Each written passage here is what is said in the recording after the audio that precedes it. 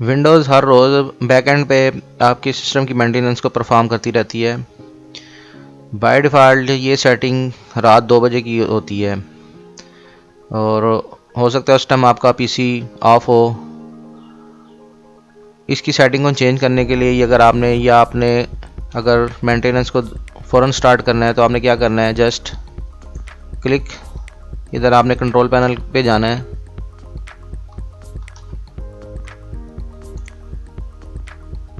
Security and maintenance, यहाँ पे maintenance,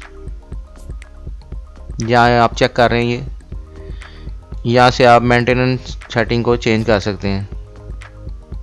by default 2 zone से सेटिंग होती है, यहाँ से आप इसको चेंज कर सकते हैं टाइम को,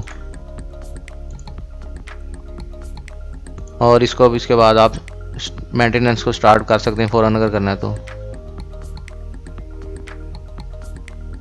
ये बैकएंड में जो सी आपकी मेंटेनेंस ये स्टार्ट हो चुकी है।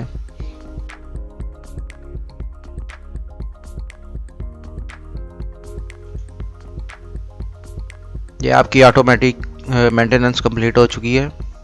यहाँ आप ये देख रहे हैं, यहाँ से आप हिस्ट्री चेक कर सकते हैं इसकी।